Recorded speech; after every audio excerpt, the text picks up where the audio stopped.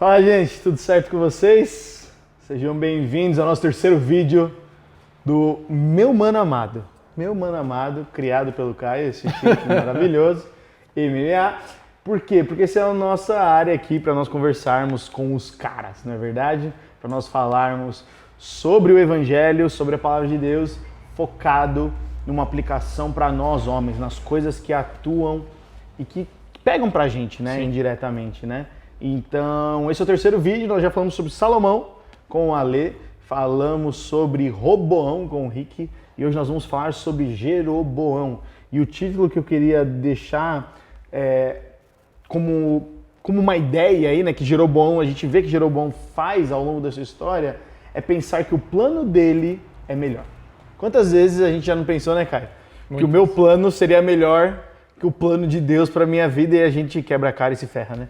Mas vamos falar, Caio, quem foi Jeroboão? Fala aí pra gente, quem foi Jeroboão? Jeroboão é o cara que tinha, a gente pensar assim, linhagem, né? O pai dele era um cara fiel a Salomão. Foi escolhido por Salomão para ser uma das pessoas Era ali. um dos nobres ali, Exato. né?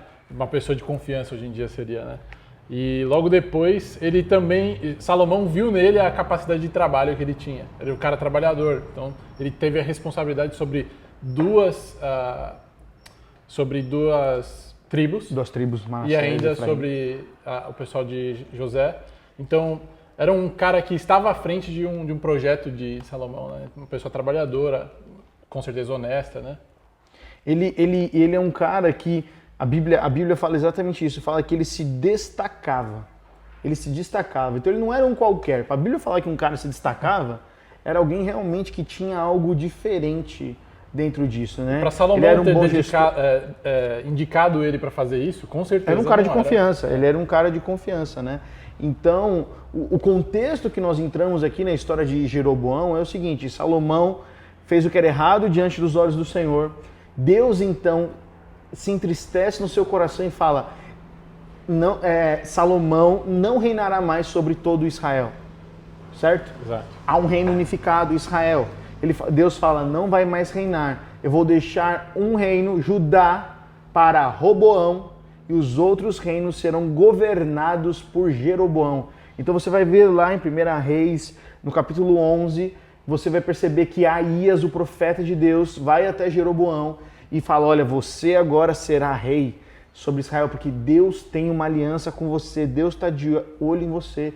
Eu queria ler com você agora o trecho, né, Caio, dessa história, porque Roboão, ele tinha um plano de Deus. Deus tinha um plano para ele. Uma palavra direta para ele. Direta, era específica. Exato. Não foi tipo, para mim. Exato. Não, veio um profeta e disse para ele. Eu quero ler com vocês exatamente aquilo que o profeta disse. Nós vamos ler 1 Reis, capítulo 11, versículo 26. Um outro líder rebelde, né, descrevendo a da rebelião contra Salomão, um outro líder rebelde foi filho de Nebate, Jeroboão, um dos próprios oficiais de Salomão. Veio da cidade de Zeredá de Efraim, sua mãe era viúva e se chamava Zerua. Esta é a história por trás da sua rebelião. Salomão estava construindo um aterro e reparando os muros da cidade de Davi, seu pai. Jeroboão era um jovem muito capaz, e quando Salomão viu como era diligente, encarregou-o dos trabalhadores da tribo de Efraim e Manassés, os descendentes de José. Certo dia, quando Jeroboão saía de Jerusalém, Aías, profeta de Siló, encontrou-se com ele no caminho. Aías vestiu uma capa nova, enquanto os dois estavam sozinhos no campo. Aías pegou essa sua capa e a rasgou em 12 partes. Disse a Jeroboão: fique com 10 pedaços, pois assim diz o Senhor, o Deus de Israel: estou prestes a tirar o reino das mãos de Salomão e entregar 10 tribos a você. Contudo, deixarei uma tribo para ele por causa do meu servo Davi e de Jerusalém, a cidade que escolhi dentre todas as tribos de Israel. Pois Salomão me abandonou e adorou a Astarote, a deusa dos Sidônios, Camos, o deus de Moabe, e Moloque, o deus dos Amonitas.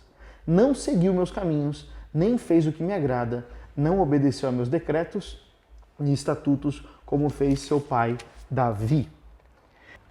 Então, como a gente falou, chamado claro. Cara, não tem, gente, não tem. Falei, Caio, não tinha como ser mais claro do que isso. Ele tinha uma palavra direta para ele, né? Direto você pra vai ele. reinar. Chamou pelo nome. Né? Então, entenda, gente, Jeroboão, ele não tinha por que ter medo do que poderia acontecer a ele. Porque o próprio Deus, através de um profeta, veio e falou com ele. Se você ouvisse uma palavra de Deus assim tão clara para o seu nome, você ia ficar questionando? Às vezes a gente fica. Né, cara? Às vezes a gente olha e fala, será que foi de Deus mesmo? Talvez Aías errou o nome. Até porque não é uma tarefa fácil, né? Se você pensar. Não era uma palavra de Deus, mas não deixava de ser algo desafiador, né? Então eu acho que, apesar da palavra ter sido direcionada para ele, com certeza havia temores no coração dele, que aí se mostram, né? E ter um temor diante de algo que Deus promete pra gente, ou fala pra gente, é meio que normal, porque a gente não vê o futuro. Deus vê o futuro, Deus enxerga as coisas. Mas eu quero ler um outro trecho que dá uma ênfase importante nas palavras de Deus para Jeroboão. E está lá, ainda em 1 Reis, no versículo 11, capítulo 37. Olha o que Deus fala para Jeroboão.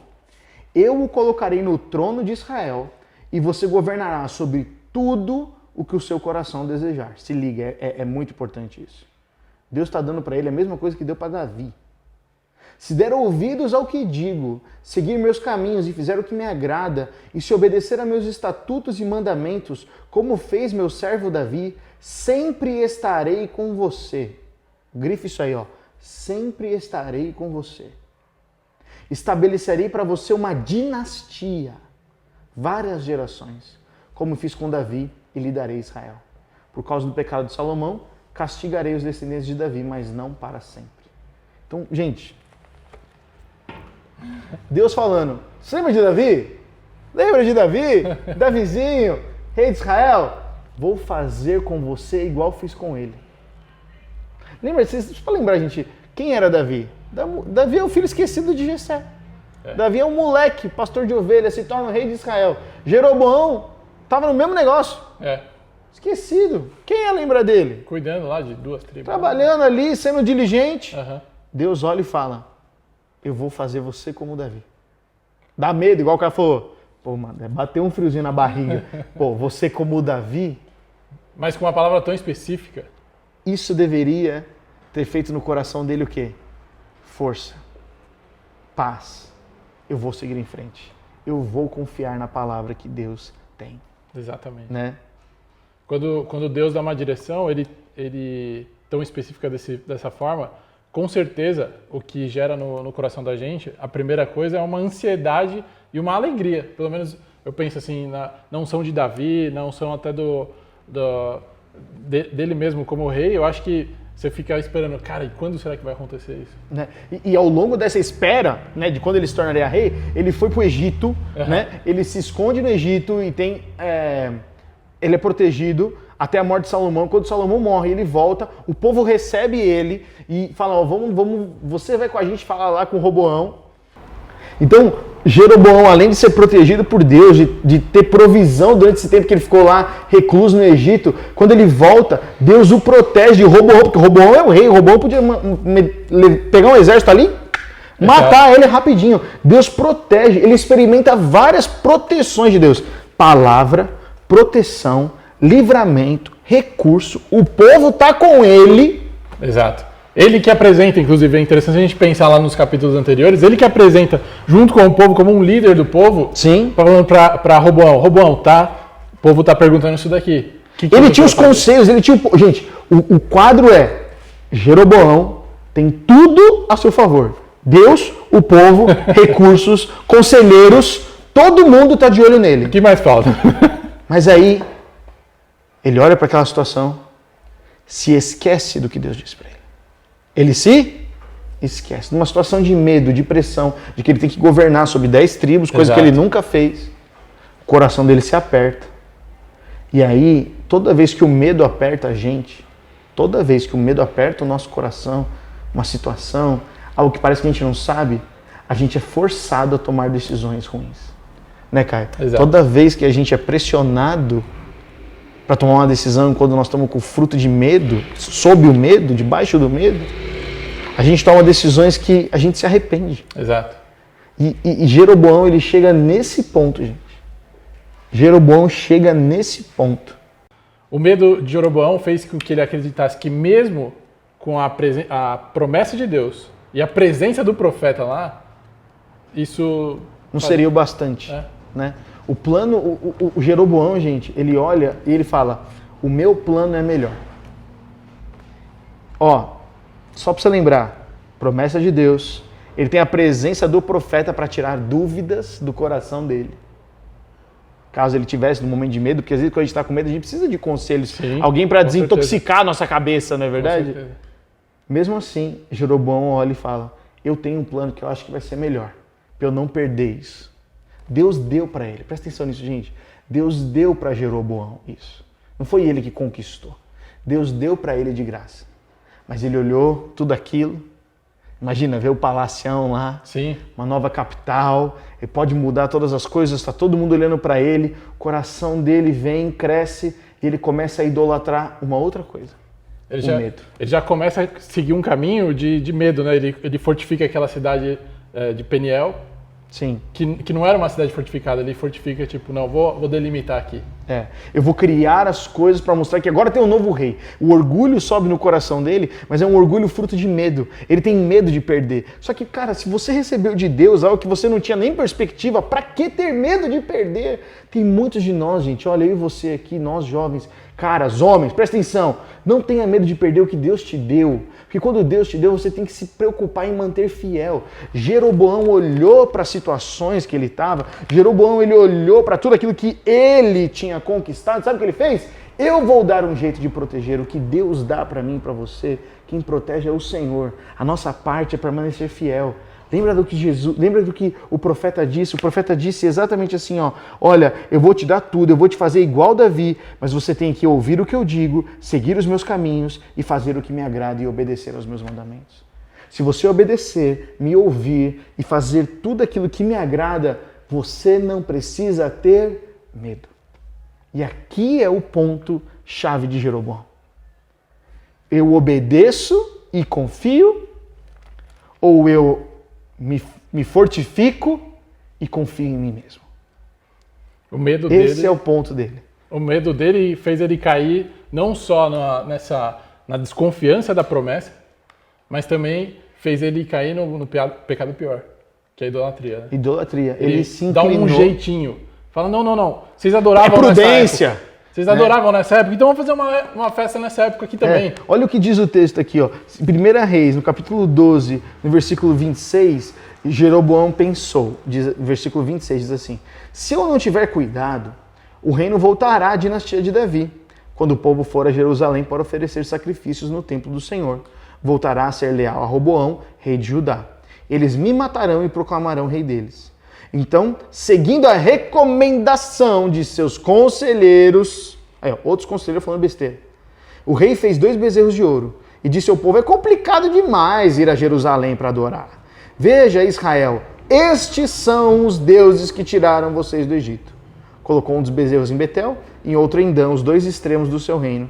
Isso se tornou um grande pecado, pois o povo viajava até Dan, ao norte, para adorar o ídolo que ficava ali. Então, sabe, gente, quando Deus deu para Jeroboão as 10 tribos, ele não falou que o lugar de adoração não deveria ser mais Jerusalém. Isso. Eles continuam adorando em Jerusalém.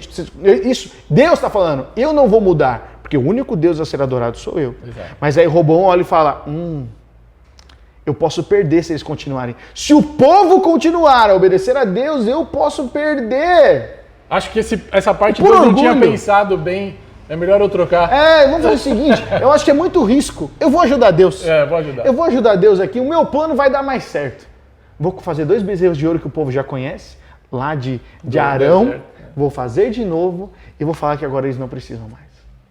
Gente, Jeroboão, não só por não confiar na promessa de Deus, de não crer na promessa, de deixar o medo tomar o seu coração, desobedeceu. Deus falou, presta atenção, você só vai reinar sobre eles. Adoração é uma parada que você não encosta. Adoração é comigo. Mas Jeroboão quis ser adorado. O medo faz com que a gente adore outras coisas. O medo coloca o desejo das nossas afeições e o nosso amor na coisa errada. E quando a gente menos percebe, gente, nós nos tornamos idólatras do nosso próprio medo. E a idolatria do medo de Jeroboão, para a gente encerrar aqui, levou ele para a desgraça. Jeroboão, ele reina sobre as 10 tribos, não é verdade? Ele reina sobre as tribos, só que o seu filho morre. O filho dele passa por uma doença e vão até os profetas, vão atrás de várias pessoas. E sabe o que acontece? O profeta fala, cara, você não adorou a Deus. Quando você voltar, seu filho está morto. Quando você voltar a pisar, o seu filho já vai estar morto. Porque a única pessoa que Deus amava em Israel era o seu filho. Olha o que o profeta diz para ele. Parece duro, gente. Eu sei que parece duro, que não é a historinha que a gente estava esperando.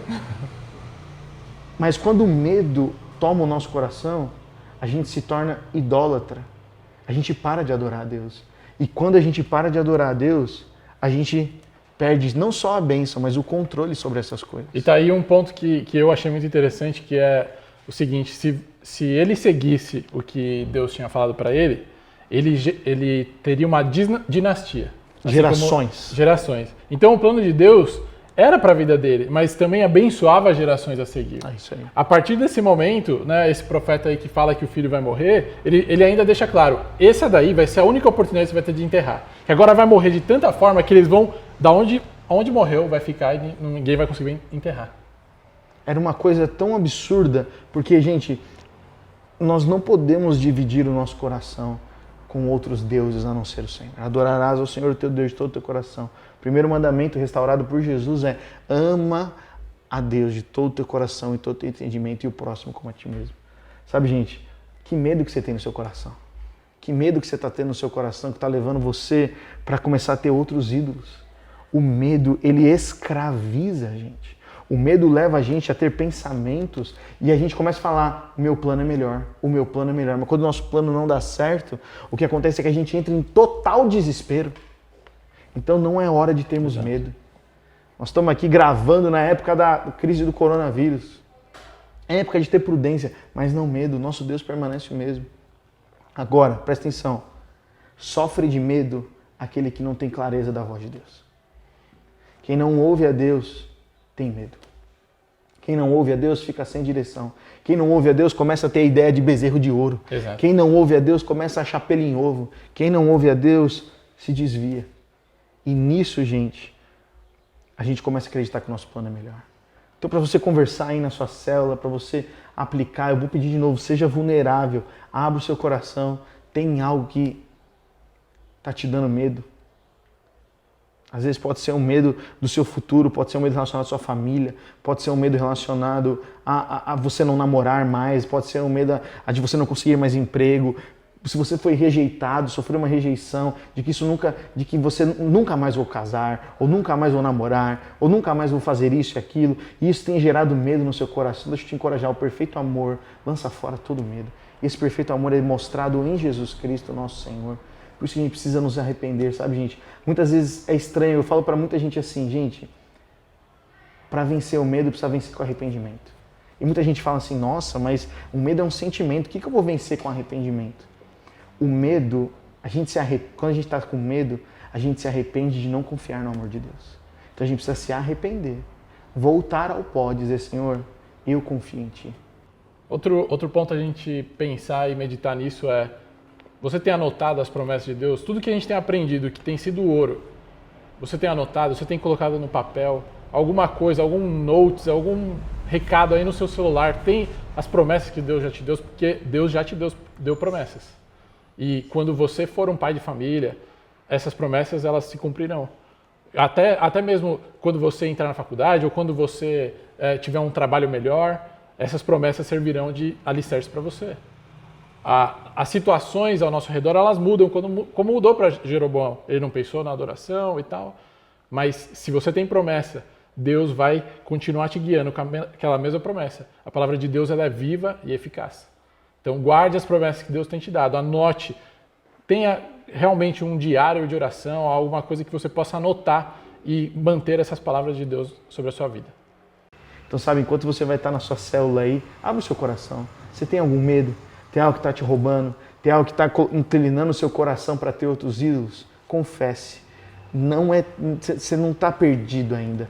Tem tempo de recuperação. Essa recuperação é quando nós nos arrependemos, chegamos até Jesus, falamos, Pai, eu me arrependo de ter esse ídolo no meu coração. Eu me arrependo de estar pensando nessas coisas e eu entrego a minha vida a Ti, seja Senhor da minha vida. Sabe, gente, nós não precisamos acabar igual Jeroboão. Jeroboão morre, Jeroboão perde todos os seus filhos, Jeroboão cria idolatria no meio de Israel. Nós não precisamos disso. Nós podemos ser aqueles que marcam a geração a ponto das gerações que vão vir depois da gente vão ser muito abençoadas. Você que é homem, você que um dia vai ser um pai de uma família aí, presta atenção, isso é com você. Essa decisão agora, seja a idade que você tenha, 12, 13 anos ou 35 e é solteiro, presta atenção, essa decisão é para você. A decisão de se arrepender e de não viver governado pelo medo. Beleza? Obrigado, Caião aí. Converse na sua célula. Deus abençoe você. Até a próxima.